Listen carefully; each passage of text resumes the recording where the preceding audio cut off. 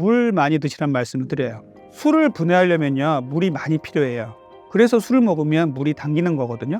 그런데 어떤 분들은 술 먹으면서 물을 하나도 안 드시려는 분들이 계세요. 자꾸 배가 부르다고, 물을 많이 먹으면 술을 못 먹는다고 이런 분들 계시는데, 술을 먹으면 반드시 물 많이 드셔요. 저는 만약에 소주 한 잔을 드신다면 물 2컵 먹으라고 말씀드리거든요. 이 정도로 드셔야 다음날 숙취도 없고요, 술의 대사도 잘 돼서 다이어트도 망치지 않게 됩니다.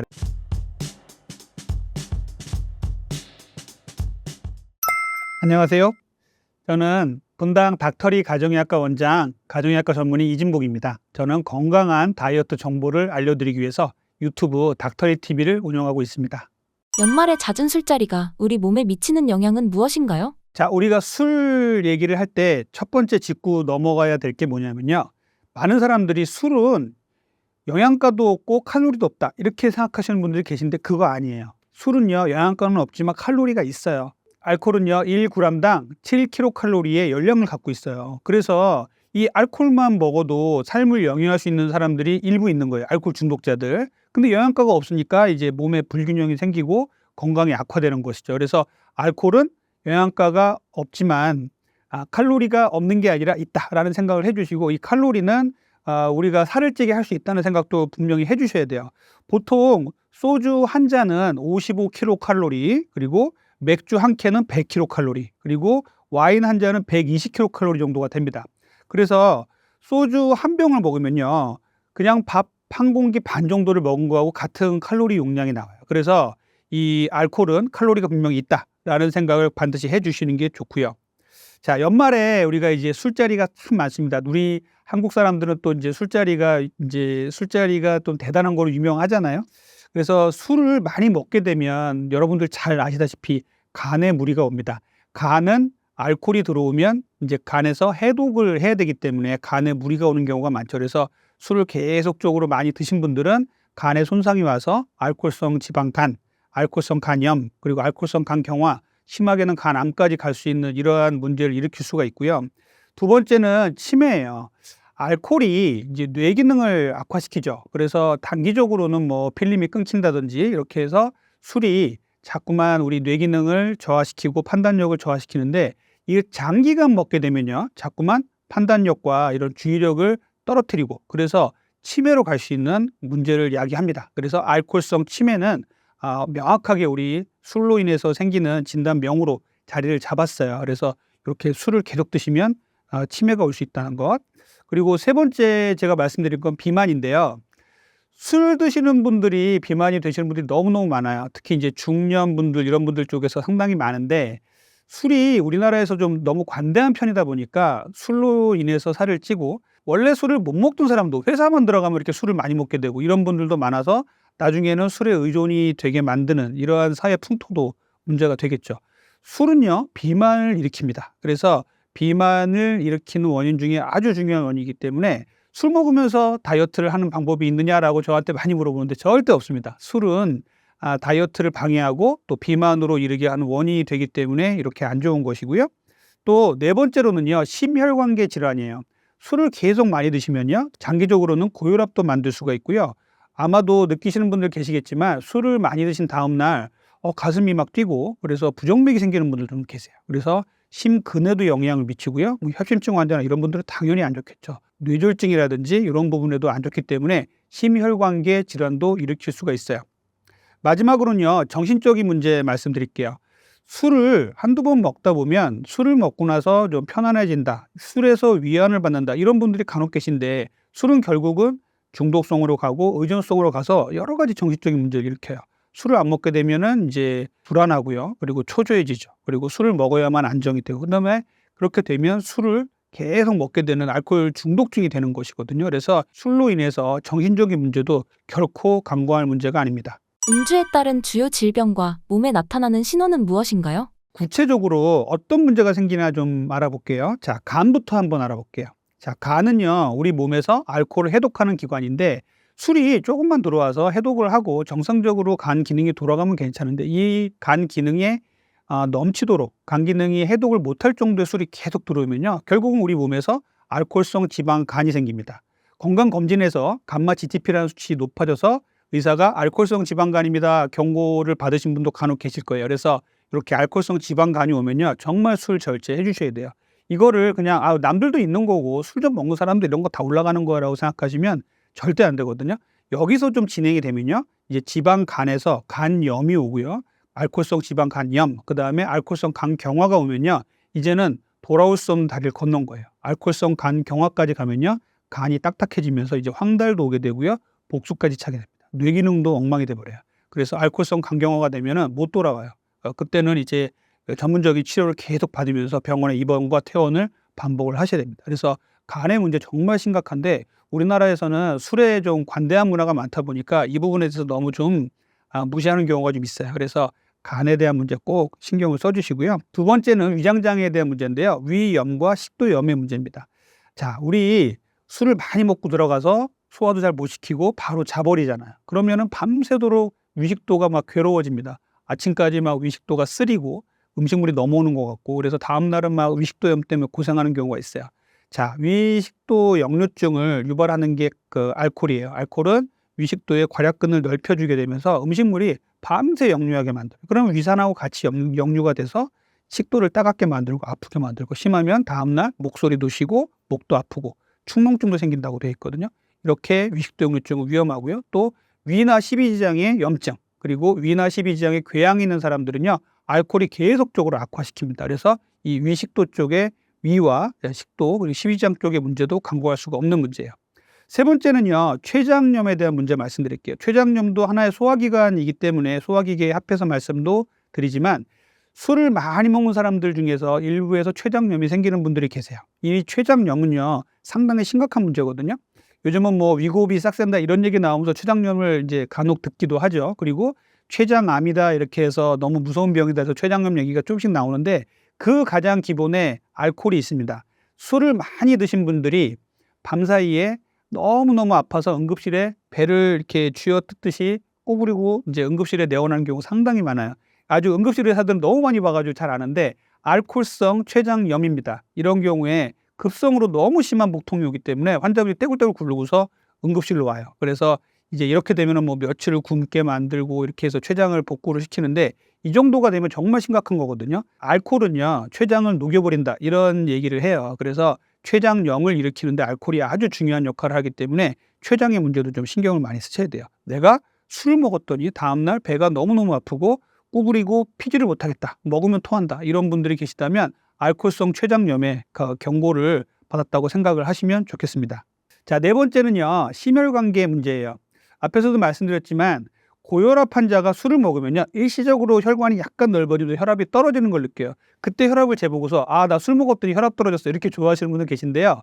이게 일시적으로는 혈관이 넓어져서 약간 떨어질 수 있지만 장기적으로 먹으면은 혈압은 반드시 올라갑니다. 고혈압을 점점점 악화시킬 수가 있어요. 그래서 고혈압 환자가 술을 드시면 혈압이 점점점 악화된다. 그래서 혈압약도 계속 올라가고 고혈압으로 인한 합병증, 예를 들어서 이제 뇌졸중이라든지 심근경색 그리고 각종 심부전 이런 것들을 만들 수가 있기 때문에 주의하셔야 됩니다. 그리고 부정맥 얘기는 정말 심각해요. 자, 부정맥 환자가 피해야 될 것 딱 두 가지 얘기를 하려면 카페인하고 술이에요. 자, 이거는 부정맥 환자분들 잘 아실 거예요.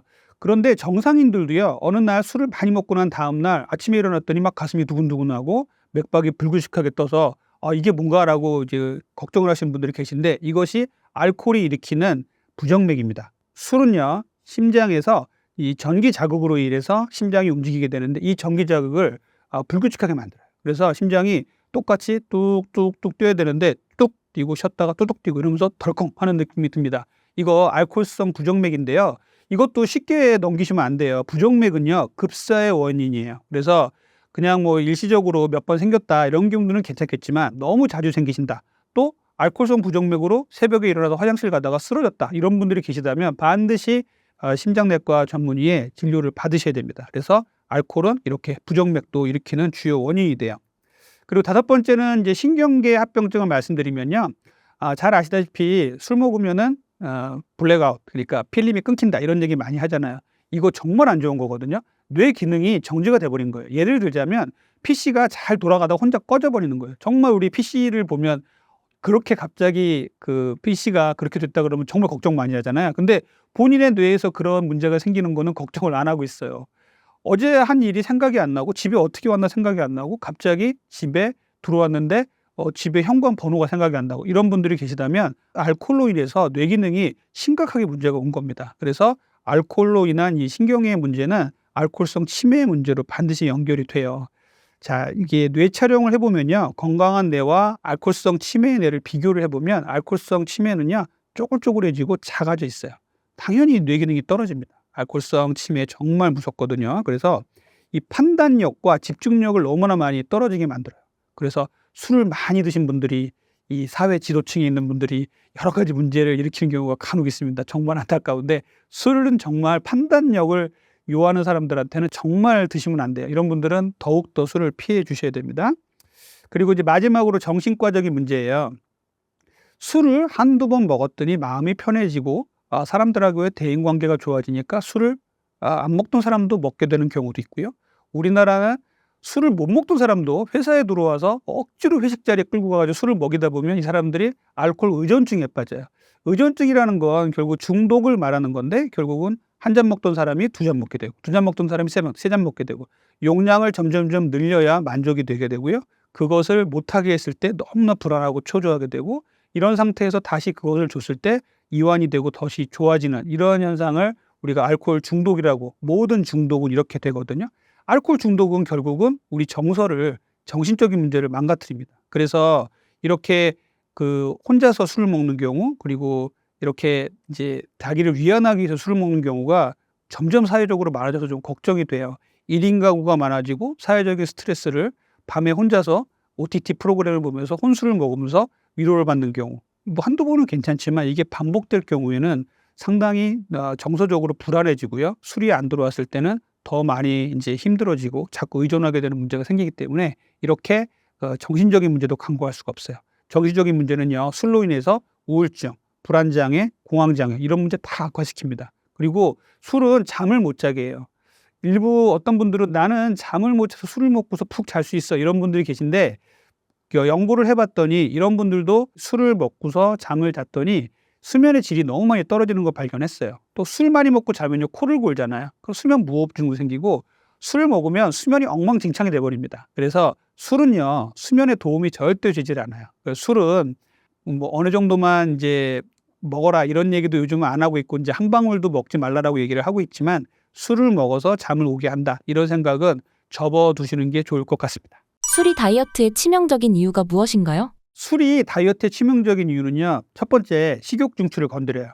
술만 먹으면 폭식하는 사람들이 있습니다. 아마도 여러분들 중에도 있을 수 있는데 평소에는 음식을 잘 자제를 하다가 술만 몇 잔 들어가면 그냥 그날 있는 모든 안주를 쓸어 먹고 오는 사람들이 있어요. 이런 분들 계신데 왜 그러냐면요. 이게 술이 시상하부에 있는 식욕 중추를 자극을 해요. 그래서 술을 먹으면 집중도가 팍 올라가요.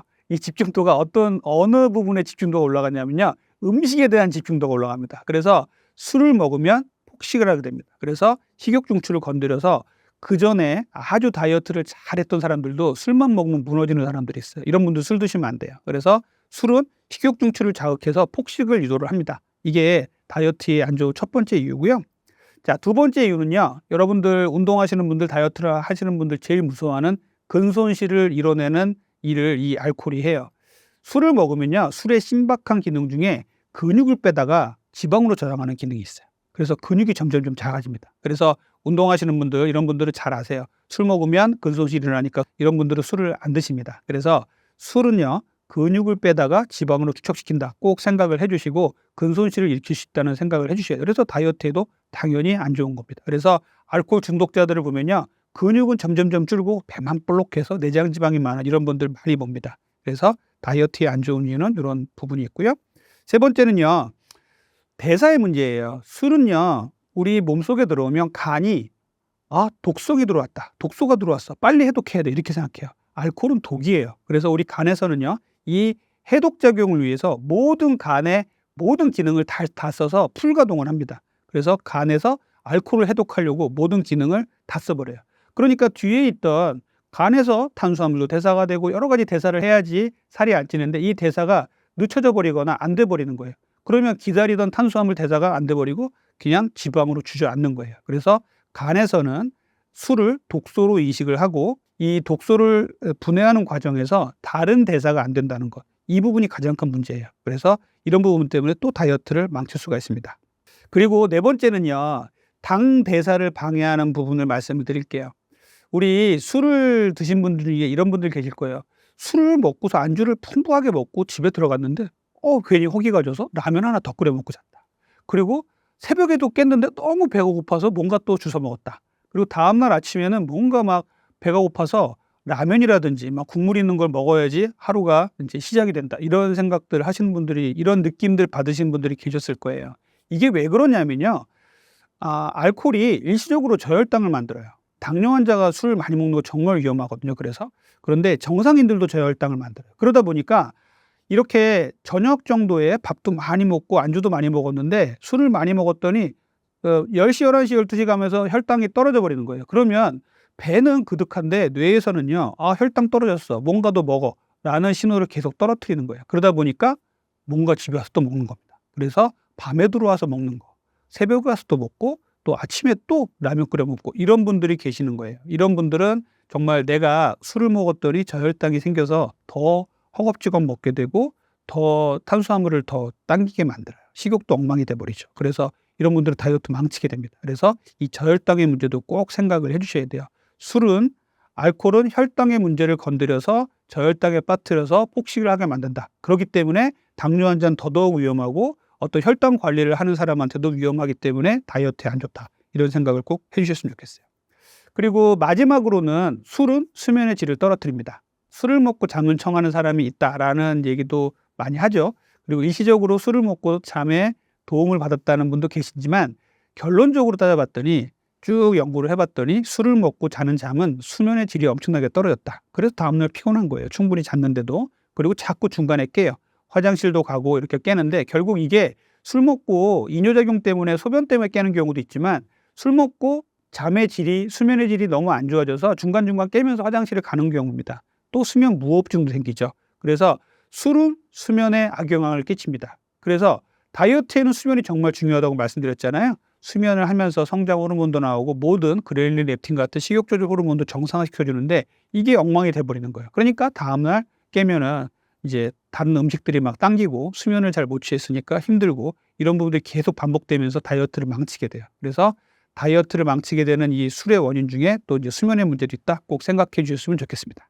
술을 좀 더 현명하게 마실 수 있는 방법이 있을까요? 자, 술은 현명하게 먹는 방법. 자, 술 먹으면서 건강해지기, 술 먹으면서 다이어트 잘하기라는 방법은 세상에 없어요.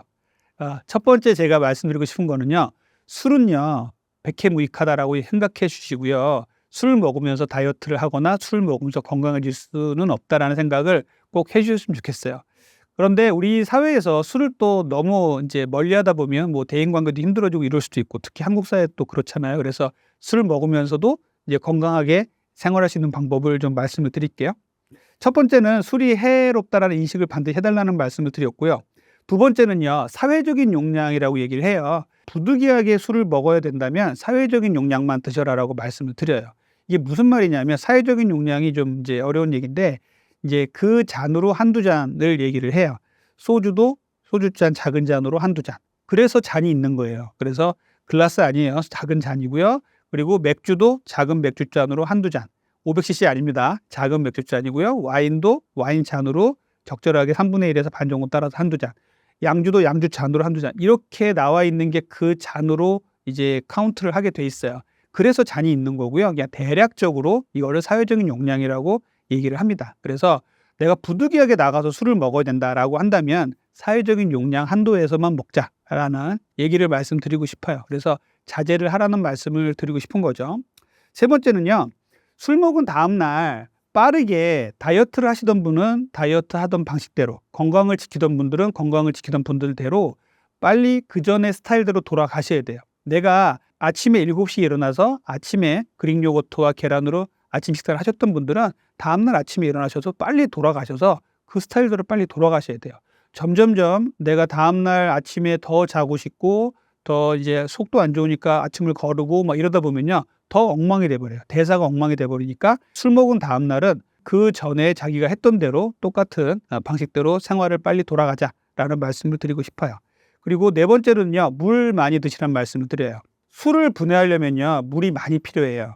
그래서 술을 먹으면 물이 당기는 거거든요. 그런데 어떤 분들은 술 먹으면서 물을 하나도 안 드시려는 분들이 계세요. 자꾸 배가 부르다고, 물을 많이 먹으면 술을 못 먹는다고 이런 분들 계시는데, 술을 먹으면 반드시 물 많이 드셔야 돼요. 저는 만약에 소주 한 잔을 드신다면 물 2컵 먹으라고 말씀드리거든요. 이 정도로 드셔야 다음날 숙취도 없고요, 술의 대사도 잘 돼서 다이어트도 망치지 않게 됩니다. 그래서 물 많이 먹자라는 얘기 꼭 말씀을 드리고 싶어요. 그리고 다섯 번째로는요, 간식 얘기 좀 말씀드릴게요. 내가 7시부터 저녁 약속이 있는데 술을 먹을 것 같아요. 근데 5시 정도부터 좀 허기가 지는데 7시 정도에 나가면은 막 음식이 나오고 술을 먹으면 허겁지겁 먹게 되잖아요. 그러면 술도 많이 먹게 되고 안주도 많이 먹게 돼요. 그래서 대여섯 시 정도가 되면은 간식을 좀 먹다는 말씀을 드려요. 그래서 무가당 두유라든지 그리고 스트링 치즈라든지 이런 것들을 좀 먹어서 탄수화물이 없는 간식을 좀 먹어서 배를 좀 채우고 나가십시오. 그래야 이후에 술자리에서도 술을 덜 먹게 됩니다. 그래서 이렇게 술자리에 가시기 전에는 허기가 지는 상태로 가지 말자라는 말씀을 드리고 싶어요. 마지막으로 제가 말씀드리고 싶은 건요, 즐거운 자리, 사회적으로 막 이제 모임이 있는 자리는 이제 나가서 술을 즐기고 하는 것들은 사회적인 용량으로 드시라고 말씀을 드렸는데, 혼술 드시는 분들이 요즘 너무 많아져서 좀 걱정이에요. 그러니까 혼술이 우리가 이제 1인 가구가 많아지고 하면서 밤에 자기를 위로하고자, 그리고 OTT 프로그램을 보면서 그 혼술 먹는 게 낙인 사람들도 있죠. 또 주부님들 같은 경우도 상당히 많아졌는데, 아이들 키우면서 육아 스트레스 이런 것들을 아이들 다 재워놓고 이제 남편이 자는 시간에 혼자 깨어서 혼술 드시는 분들이 너무나 많아졌어요. 이게 한두 번은 괜찮지만 계속적으로 반복되면요, 이게 자기의 위로 방법이 돼서 잘못된 방식으로 습득이 되면요, 결국 알코올 중독으로 갑니다. 그래서 저는 그런 분들께는 술 말고 다른 취미와 자기를 위로하시는 방법을 만들려고 말씀을 드려요. 예를 들자면 자전거를 타면서 OTT를 본다든지 이런 방법으로 자기를 위안할 수 있는 방법을 만드셔야지, 술로 자기를 위안하는 방법을 자꾸 만드시면요, 나중에는 알코올 중독, 의존성 이런 쪽으로 가게 되기 때문에 정신적으로 상당히 안 좋아지거든요. 그러면 결국은 이런 문제가 계속 반복되면, 이게 뭐 한두 번은 괜찮지만 매일매일 반복되면요, 결국은 비만으로 가게 되고 각종 대사질환이 생기고 정신적인 문제를 일으킬 수가 있습니다. 그래서 혼술은 금지해 주셨으면 좋겠습니다. 그래도 술을 마시게 된다면 안주를 어떻게 먹으면 좋을까요? 제가 추천드리는 이제 술을 먹을 때 가장 좋은 안주는요, 풍부한 야채, 그리고 달지 않은 풍부한 과일, 그 다음에 단백질 종류, 이렇게 말씀을 좀 드릴게요. 만약에 뭐 과일 안주라든지 이런 것들은 괜찮아요. 그리고 뭐 야채라든지 샐러드 같은 경우 좋죠. 근데 뭐 우리가 술 먹으러 갔는데 닭가슴살 샐러드를 먹으란 말이야? 이렇게 반문을 하시는데, 그래도 샐러드나 이런 단백질이 많은 음식들은 상당히 좋은 음식이고요. 그리고 저는 수육이라든지 샤브샤브 같이 이렇게 끓여서 단백질을 먹는 음식 상당히 좋다고 생각하거든요. 이 부분은 당독소도 없고 단백질을 보충하면서 술을 먹기 때문에 술을 조금만 먹는다면 좋은 안주가 될 수 있어요. 이렇게 해서 이렇게 술을 먹을 때는 풍부하게 야채나 달지 않은 과일들을 풍부하게 드시고 또 단백질을 충분히 보충하실 수 있었으면 좋겠습니다. 치맥이 최악의 안주 궁합인 이유가 무엇인가요? 치맥을 우리나라 사람은 상당히 좋아하죠. 그래서 치맥은 이제 우리 필수적인 이제 그 직장인들의 술이자 안주다 이렇게 말씀하시는 분들이 많이 계신데, 치킨에다가 맥주를 먹으면 어떤 분들이 제일 안 좋으냐면 통풍 있는 환자분들이 제일 안 좋으시고요. 또 이제 비만을 치료하려고 하시는 분들은 상당히 안 좋아요. 통풍 있는 분들은요, 퓨린이라는 게 몸에 자꾸 쌓여가지고 몸에 아주 작은 결정체들이 관절에 쌓여가지고 통증을 유발하는 질병이에요. 이게 유전적인 성향이 분명히 있습니다. 유전적인 성향 플러스 음식이 있어요. 그 음식이 이렇게 닭이라든지 이런 거를 튀긴 것들, 고기를 튀긴 것들, 그 다음에 이렇게 술 중에서도 곡주, 맥주 같은 게 상당히 안 좋거든요. 자, 치킨을 보면요, 닭은 닭가슴살, 삶은 닭 이런 거 상당히 좋은 다이어트 음식이잖아요. 그런데 이것을 튀긴다든지 이러면은, 튀기거나 구우면요, 당 독소가 상당히 많아지고요, 또 트랜스 지방도 먹게 될 수밖에 없고, 그래서 우리 몸에 상당히 안 좋은 영향을 미칠 수밖에 없어요. 그래서 당 독소를 높이고 트랜스 지방을 많이 먹게 되는 이런 치킨은 피하시는 게 좋겠죠. 그래서 치킨과 이제 맥주를 먹는 거는 정말 저는 안 좋은 조합이라고 생각해요. 차라리 삶은 닭이라든지 이런 것들과 술을 먹는 거는 그래도 괜찮지만 치킨은 이런 부분에서 상당히 안 좋고 또 맥주하고 같이 먹는 게 상당히 안 좋습니다. 불가피하게 음주를 한 다음 날 해장은 어떻게 하면 좋을까요? 술을 먹으면요, 상당히 심한 탈수가 옵니다. 그래서 밤에 새벽에 일어나가지고 물을 먹게 되는 것이거든요. 그래서 술을 먹고 난 다음에는요, 물을 충분히 드셔야 돼요. 그래서 다음날 아침에 정말 평소보다 좀 많은 양의 물을 드시고, 이온음료 같은 것도 괜찮아요. 그래서 물을 많이 드셔야 됩니다. 술 먹은 다음 날인데 갈증이 나는데도 이것들 이상한 이유 때문에 물을 안 드시는 분도 간혹 계세요. 물 먹으면 붓는다든지 살찐다든지 이런 생각을 하시는 분들이 계신데 거꾸로예요. 술 먹은 다음 날은 오히려 거꾸로 술 먹은 다음 날은 물을 많이 드셔서 이 몸의 탈수를 분명히 해소를 해 주셔야 돼요. 그리고 술 먹은 다음 날은 당 대사가 안 좋아진다고 말씀을 드렸잖아요. 그러다 보니까 당에 대한 문제를 만약에 혈당이 떨어졌다고 느껴져서 또 단맛 나는 음식을 많이 드시게 되면요, 혈당이 또 그만큼 폭증을 해서 혈당 스파이크를 많이 만들거든요. 그래서 술 먹은 다음 날은 충분한 단백질과 채소를 드시고요. 당이 꼭 필요하다고, 탄수화물이 꼭 필요하다고 느껴지시면 통곡류 위주로 드셔야 돼요.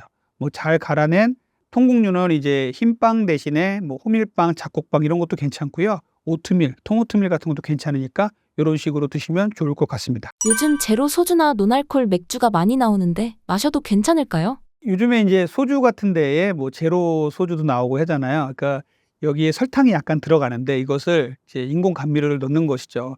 근데 솔직히 말씀드려서 그 소주를 먹을 때 그 인공 감미료를 설탕 대신에 먹는 게 그렇게 건강에 도움이 될까요? 라고 거꾸로 자문을 한번 해보실 필요가 있어요.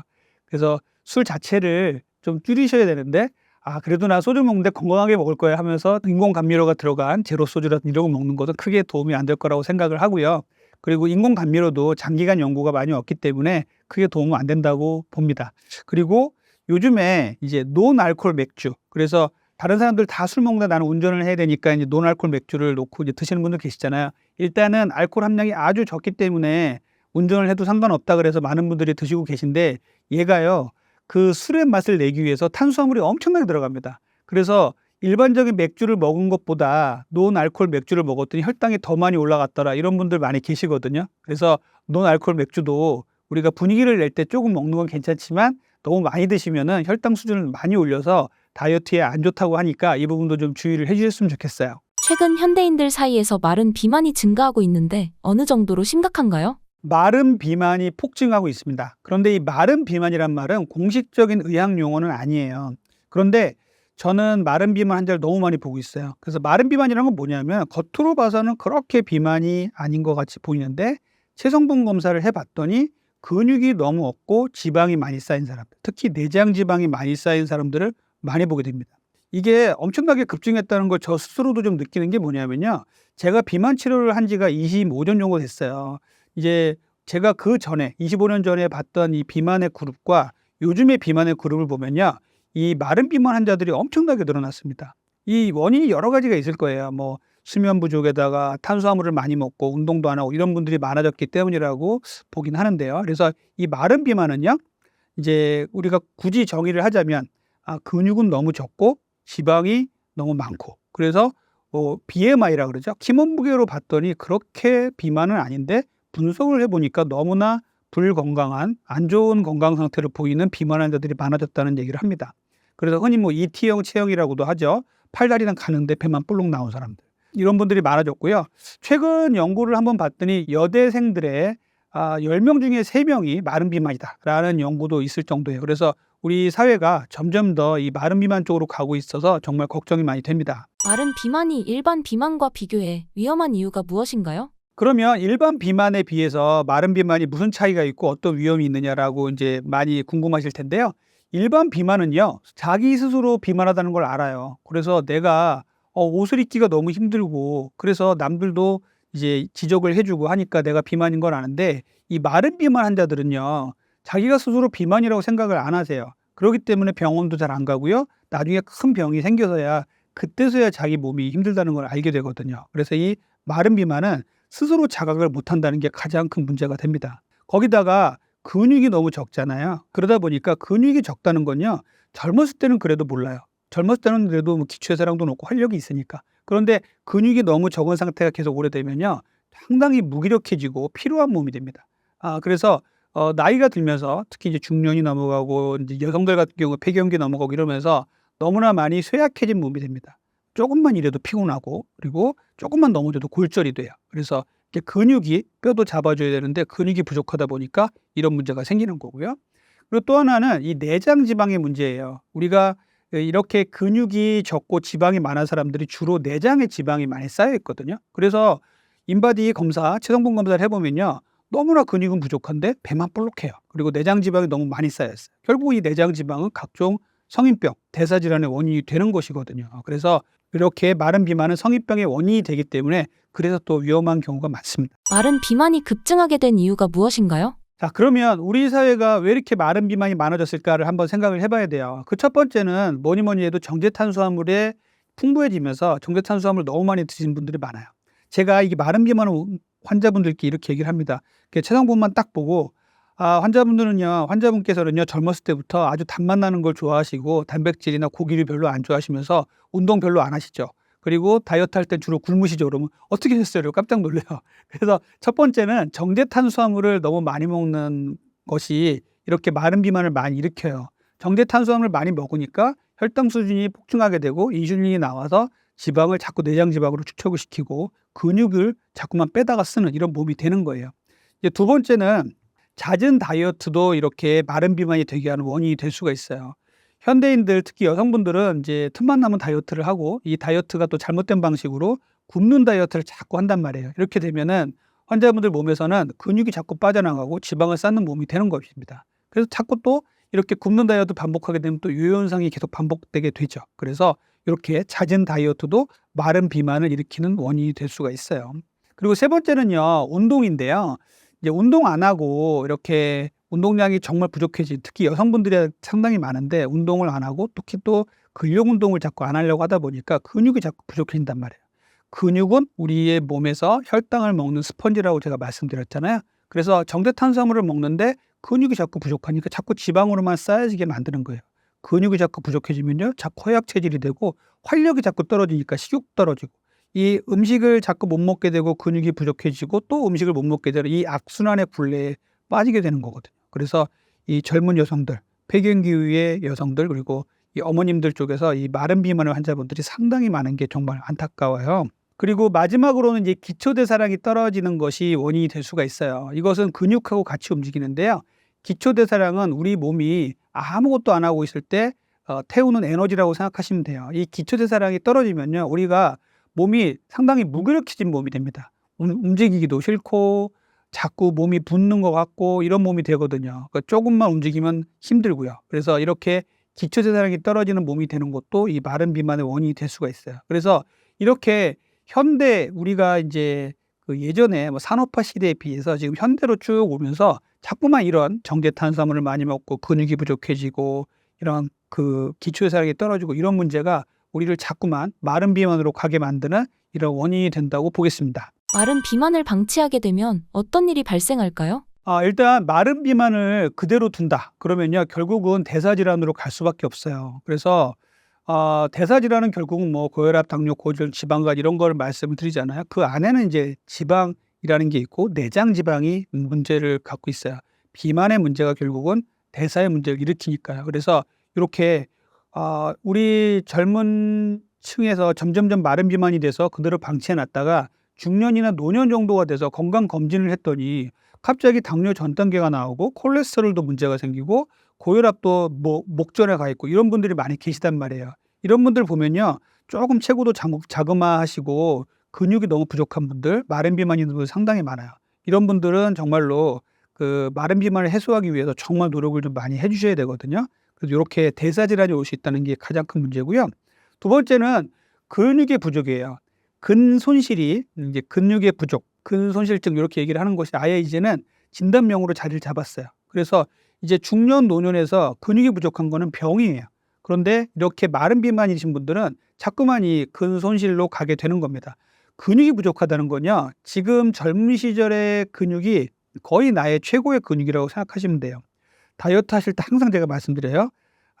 몸무게 체지방 5kg 빼는 것보다 근육 0.5kg 늘리는 게 더 힘들어요 라고 말씀을 드리거든요. 이 근육을 늘리는 게 정말 힘들어요. 그래서 이렇게 근육의 부족은 여러 가지 문제를 일으킬 수가 있는데 이 마른 비만을 방치를 계속해 놓으면요. 근육이 점점점 부족해집니다. 절대로 올라가는 법이 없어요. 점점점 부족해져요.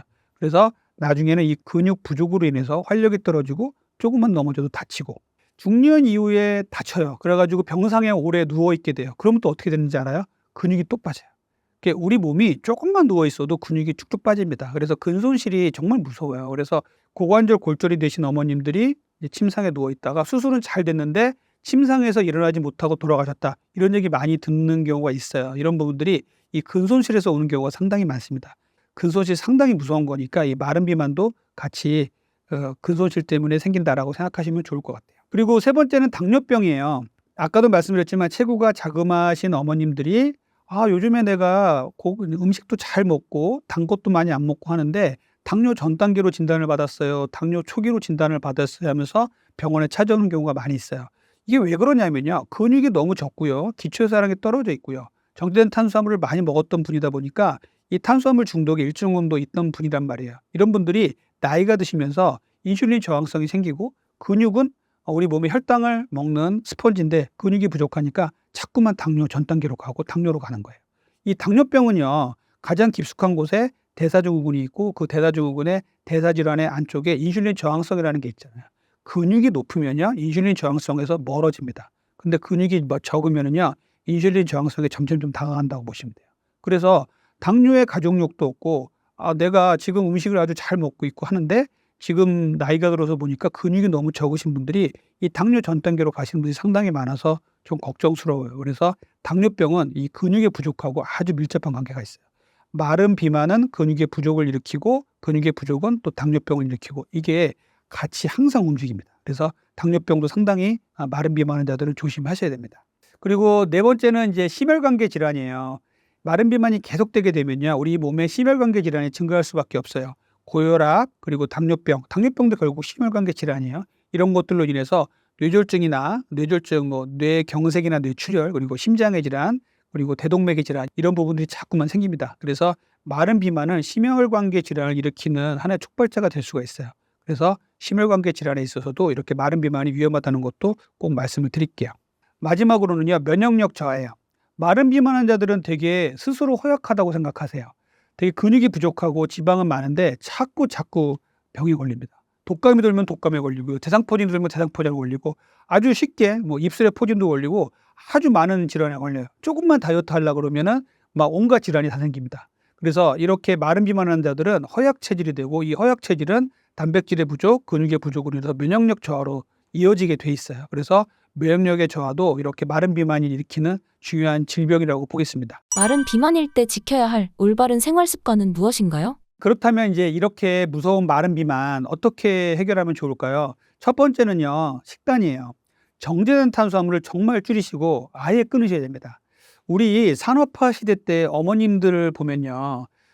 정말 이제 어려운 그 가정을 꾸려 오신 분 중에 어려운 가정을 꾸려 오시면서 식구들이 나온 음식 먹고 이러다 보니까 이 고기를 많이 못 드시고 탄수화물 위주로 드셨던 분들이 되게 많아요. 그래서 나이가 드셔도 누룽지 같은 거 좋아하시고 이런 분들 많거든요. 이렇게 정제된 탄수화물을 계속 드시는 식습관을 가지고 가면은 마른 비만은 가속화될 수밖에 없어요. 근육을 늘려야 되거든요. 근육의 원천은 결국 단백질이잖아요. 그러니까 단백질을 잘 못 드세요. 이분들이 젊었을 때부터 남자들은 그래도 고기를 많이 드시고 회식할 때 먹고 막 그래가지고 단백질을 잘 드시는 분들이 많은데 어머님들 모시고 회식하러 나가가지고 고기 대접한다고 드시고 오셨는데 소화가 안 된다. 막 또 이제 토하시는 분도 계시고 고기 괜히 먹었나 보다 그래서 사준 자식들이 미안할 정도로 이런 분들 많이 계실 거예요. 이렇게 어르신들이 단백질을 잘 못 드세요. 그리고 단백질이 너무너무 부족해요. 그래서 어르신들 보시는 TV를 보면은 산양류라든지 단백질 음료라든지 이런 선전을 계속하는 거예요. 그만큼 단백질이 부족하니까 보충하라고 하는 것이거든요. 그래서 이 마른 비만 환자분들은요. 단백질을 억지로라도 좀 잘 드셔야 돼요. 이 억지로란 말이 좀 어폐가 있는데 무리해서 드시란 말은 아니고 고기를 못 드신다면 계란을 드실 수도 있고요. 또 식물성 단백질도 있어요. 콩이라든지 버섯 같은 데는 단백질 상당히 많거든요. 이렇게 식물성 단백질도 좋은 대안이 될 수가 있어요. 그래서 자기가 좋아하는 고기류, 내가 육고기를 못 먹는다면 생선을 먹을 수도 있는 것이고 이렇게 해서 대체할 수 있는 단백질을 좀 드시고요. 그래도 단백질이 부족하다. 나는 먹는 게 너무 부실하다고 생각하시는 분들은 조제돼서 나온 단백질의 도움을 일부 받을 수도 있습니다. 이렇게 해서 먹는 것을 좀 바꾸셔야 해요. 정제 탄수화물 끊고요. 단백질을 좀 많이 드시고 야채도 좀 많이 드셔야 됩니다. 두 번째는 운동이에요. 자, 운동을 해야 근육이 늘어납니다. 그런데 운동량이 너무너무 현대인들은 부족하죠. 이 부분은 오히려 중년층 이상 분들부터는 운동의 중요성을 알아서 열심히 등산도 하시고 동네에 나가서 운동도 하시고 하시는데 젊은 층에서 운동이 너무 부족해요. 특히 젊은 여성들 너무 부족하거든요. 젊은 남성들도 요즘에는 운동이 부족하신 분들 너무 많아서 운동을 해 주셔야 근육이 늘어날 수 있는 환경이 조성이 됩니다. 단백질을 많이 먹고 운동을 안 했다. 그러면 이거는 결국 그냥 간이나 신장에 쌓여서 오히려 간이나 신장의 독성을 유발할 수도 있어요. 단백질을 많이 드시고 운동을 많이 하십시오. 또 운동을 많이 하신 뒤에는 단백질을 많이 드셔야 돼요. 이 운동은 유산소 운동, 무산소 운동을 같이 해주셔야 근육이 늘어나는 데 도움이 됩니다. 그래서 평생을 통해서 운동을 잘 해주셔야 한다는 말씀을 드리고 싶어요. 그리고 세 번째로 제가 말씀드리고 싶은 거는 잠이에요. 수면. 자, 근손실을 막고 마른 비만을 억제하는 데 수면이 정말 중요합니다.